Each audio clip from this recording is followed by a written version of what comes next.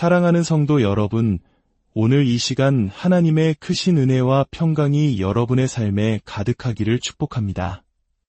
우리는 오늘 히브리서의 깊은 말씀을 통해 우리 믿음의 중심이 되시는 예수 그리스도를 더욱 깊이 만나보는 귀한 여정을 떠나고자 합니다. 혹시 이 귀한 말씀을 더 많은 분들과 나누기 원하신다면 구독과 좋아요를 통해 이 채널을 축복해 주시고 주님의 은혜를 널리 전하는 사역에 동참해 주십시오. 여러분의 작은 손길이 누군가에게는 큰 위로와 희망의 빛이 될 수 있습니다. 여러분의 가정과 삶 위에 하나님의 놀라운 축복이 함께하기를 기도합니다. 이제 히브리서 2장 5절 이하의 말씀을 함께 묵상하겠습니다. 하나님께서는 우리가 지금 말하고 있는 장차올 세상을 천사들의 지배 아래 두신 것이 아닙니다. 성경의 한 곳에서 이렇게 증언하고 있습니다. 사람이 무엇이기에 주께서 그를 생각하시며 인자가 무엇이기에 주께서 그를 돌보시나이까? 주께서 그를 잠시 동안 천사보다 못하게 하시고 영광과 존귀로 관을 씌우셨으며 만물을 그의 발 아래에 복종하게 하셨나이다. 만물을 그에게 복종하게 하셨으니 복종하지 않은 것이 하나도 없어야 할 것입니다. 그러나 지금 우리가 보기에는 아직 만물이 그에게 복종하고 있지 않습니다. 다만 우리는 잠시 동안 천사들보다 낮아지시니 곧 예수님을 봅니다. 그는 죽음의 고난을 당하심으로써 영광과 존귀의 관을 쓰셨습니다. 그것은 그가 하나님의 은혜로 모든 사람을 위하여 죽음을 맛보시려는 것이었습니다. 만물의 근원이 되시고 만물의 목적이 되시는 하나님께서 많은 아들들을 이끌어 영광에 들어가게 하시는 일에 그들의 구원의 창시자를 고난을 통하여 완전하게 하시는 것은 당연한 일이었습니다. 거룩하게 하시는 분과 거룩하게 되는 사람들이 모두 한 근원에서 났습니다. 그러므로 예수께서는 그들을 형제라고 부르시기를 부끄러워하지 않으시고 이렇게 말씀하셨습니다. 내가 주의 이름을 내 형제들에게 선포하고 나는 회중 가운데서 주를 찬미할 것입니다. 또다시 나는 그를 의지할 것입니다. 하시고 또다시 보십시오. 나와 및 하나님께서 내게 주신 자녀들입니다. 라고 하셨습니다. 우리는 히브리서 기자가 말하는 아직 일하는 시간 속에 살고 있습니다. 지금 우리는 만물이 예수 그리스도의 발 아래 완전히 복종한 것을 보지 못합니다. 그러나 우리는 분명히 봅니다. 바로 높이 들리신 예수 그리스도를 말입니다. 저명한 신학자 게알더스보스는 성경의 신학 구조를 꿰뚫는 통찰을 남겼습니다. 성경에서 종말론적인 것은 구원론적인 것보다 더 근본적인 가닥이다. 이 말이 처음에는 조금 어렵게 들릴 수 있습니다. 전통적으로 우리는 종말론을 그저 먼 미래, 세상의 끝에 일어날 일로만 생각해왔기 때문입니다. 하지만 창세기를 생각해 보십시오. 창세기 1장과 2장에서 인간은 종말론적인 비전을 성취하기 위해 창조되었습니다.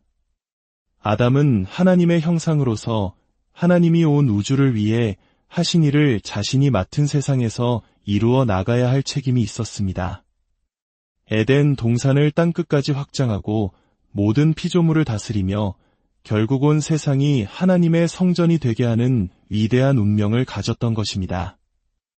요한계시록이 보여주는 새 하늘과 새 땅의 모습이 바로 그것입니다.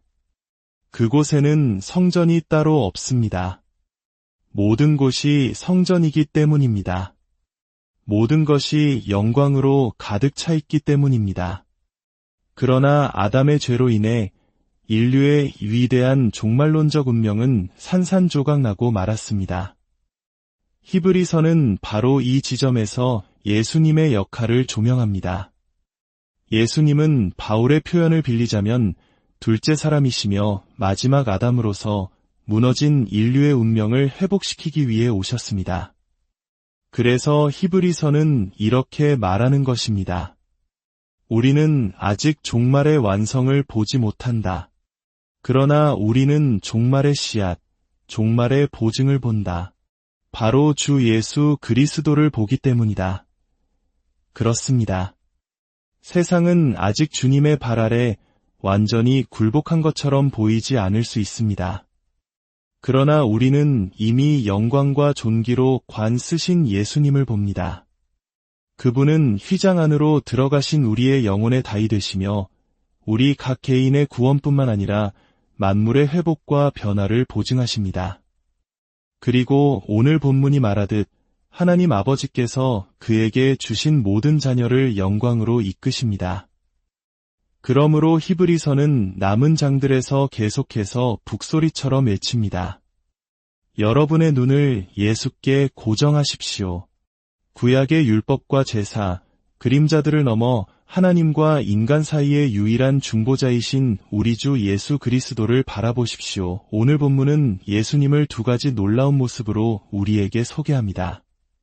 첫째는 우리 구원의 창시자이신 예수님, 그리고 둘째는 우리 교회 예배의 예전 집례자이신 예수님입니다. 헬라어 원문에서 창시자로 번역된 단어는 아르케고스입니다. 이 단어는 하나의 단어로 번역하기가 참 어려운 풍부한 의미를 담고 있습니다. 마치 요한복음의 보혜사라는 단어처럼 말입니다. 아르케고스는 한 도시나 국가의 설립자라는 의미를 가집니다. 한 사람이 무언가를 성취함으로써 그를 따르는 모든 사람에게 영향을 미치는 선구자적 인물을 말합니다. 가장 먼저 길을 나아가 미래를 바꾸어 놓는 사람입니다. 어떤 학자들은 이 단어를 챔피언으로 번역하기도 합니다. 다윗과 골리앗의 싸움을 생각해 보십시오. 다윗은 이스라엘의 챔피언이었고 그의 승리는 단순히 개인의 승리가 아니라 이스라엘 백성 모두의 승리였습니다. 예수님은 바로 그런 우리의 챔피언이십니다. 하지만 저는 개인적으로 옛 번역인 대장이라는 단어를 좋아합니다. 여기에는 군사적인 의미가 담겨 있기 때문입니다. 두 장의 분위기는 우리를 위해 어둠의 권세와 싸워 이기시는 정복자 그리스도의 모습으로 이어집니다. 정글을 헤쳐나가는 해병대 대장을 상상해 보십시오. 그는 부대원들을 이끌고 앞장서서 길을 냅니다. 깊은 계곡을 만나 길이 막혔을 때 올림픽 멀리뛰기 금메달리스트였던 대장은 밧줄을 들고 단숨에 계곡을 뛰어넘습니다. 그리고 밧줄 다리를 놓아 모든 소대원이 전진할 수 있게 합니다. 이처럼 예수님은 홀로 그 일을 해내셨지만 그분이 우리 구원의 대장으로서 하신 일은 모든 성도의 구원을 보증하는 일이 되었습니다.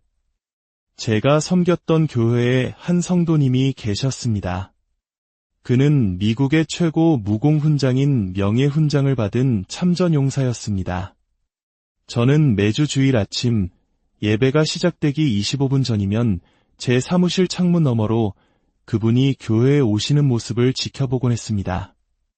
그분은 차를 장애인 주차구역에 세우고 차에서 내려 조수석으로 걸어가셨습니다.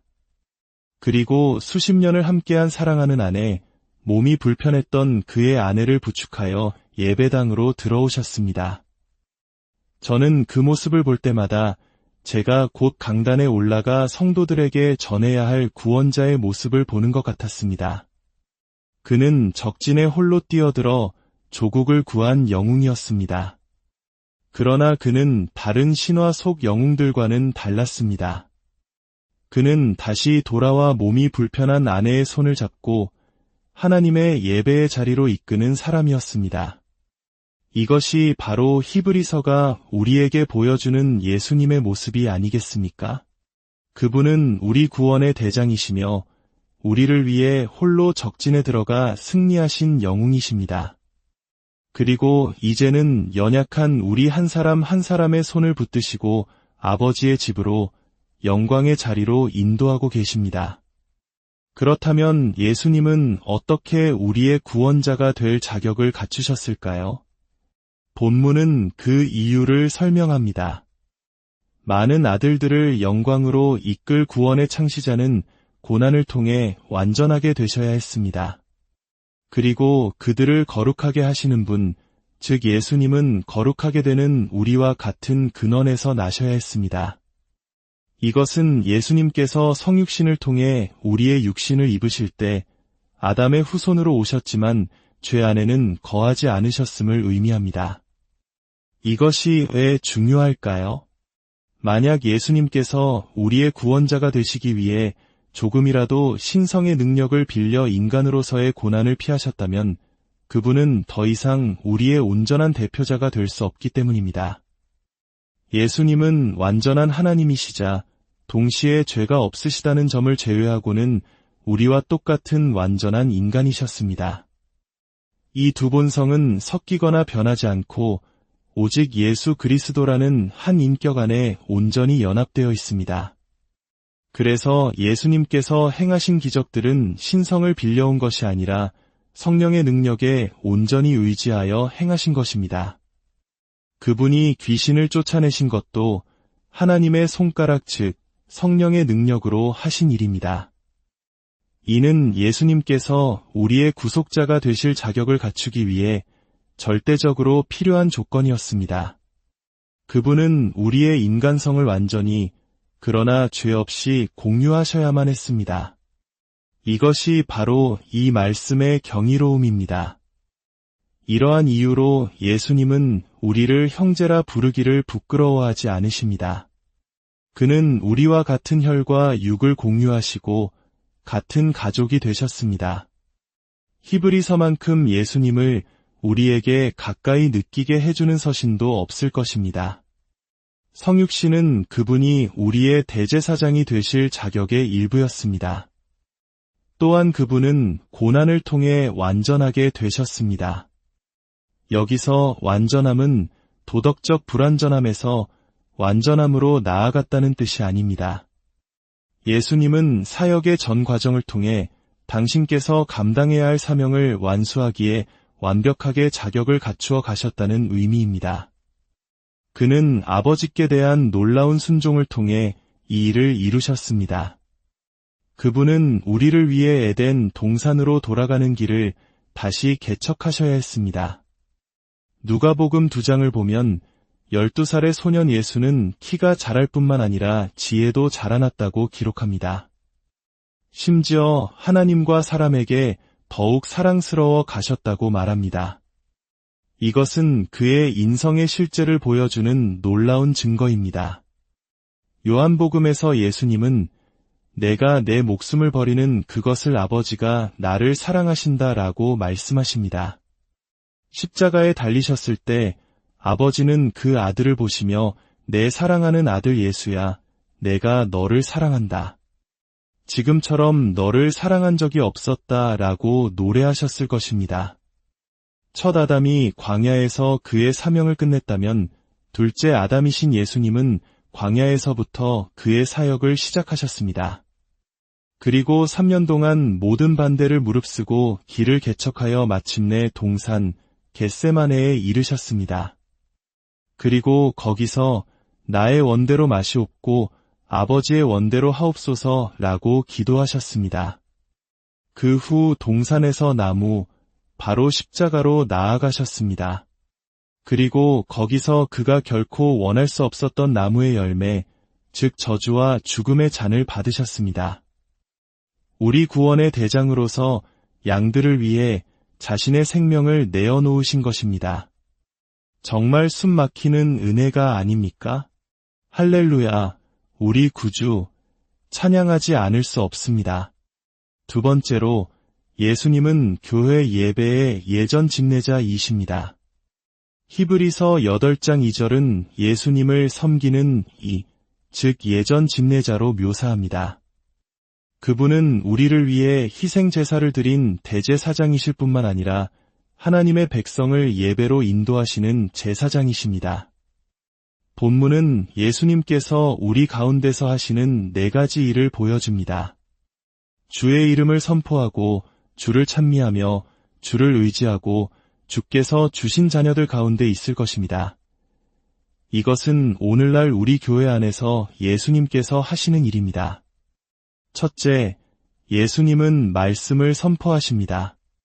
설교자가 그리스도를 전할 때 그리스도께서 그를 통해 친히 말씀하십니다. 로마서 10장은 듣지도 못한 이를 어찌 믿으리요? 라고 묻습니다. 우리가 설교를 통해 듣는 것은 단순한 사람의 말이 아니라 우리에게 말씀하시는 그리스도의 살아있는 음성입니다. 둘째, 예수님은 우리의 예배 인도자이십니다. 오늘날 많은 교회에서 예배 인도자라는 직책을 사용하지만 우리의 참된 예배 인도자는 오직 예수 그리스도 한 분뿐이십니다. 그분이 우리의 예배 인도자가 아니시라면 우리의 예배는 공허한 울림에 불과할 것입니다. 우리의 미숙하고 떨리는 찬양 소리 위로 주님의 아름다운 음성이 덮여 함께 하늘 아버지께 올려질 때 우리의 예배는 비로소 온전해집니다. 그리고 우리의 예배는 땅에서만 드려지는 것이 아닙니다. 예수님은 성령을 통해 우리를 하늘에 있는 당신의 임재 앞으로 이끄십니다. 우리는 수많은 천사들과 함께 그 예배에 참여하는 것입니다. 매 주일 우리는 하늘의 문이 열리고 이리로 올라오라는 음성을 듣는 경험을 해야 합니다. 보좌에 앉으신 어린 양 예수님을 보고 그분이 인도하시는 예배에 동참하는 것입니다. 셋째, 예수님은 우리와 함께 하나님 아버지를 신뢰하십니다. 그는 가장 어려운 시기에도 하나님을 신뢰하는 것이 무엇인지 삶으로 보여주신 분입니다. 그는 우리의 연약함을 아시고 이해하십니다. 마지막으로 그분은 우리 가운데 거하시며 이렇게 선포하십니다. 보십시오, 나와 및 하나님께서 내게 주신 자녀들입니다. 이 말씀은 마지막 날에 일어날 일의 서곡과도 같습니다.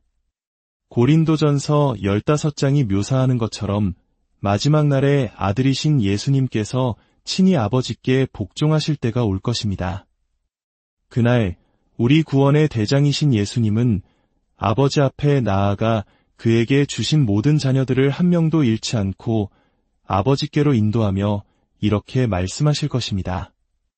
아버지, 여기 저와 아버지께서 제게 주신 자녀들이 있습니다. 이 얼마나 감격적인 장면입니까?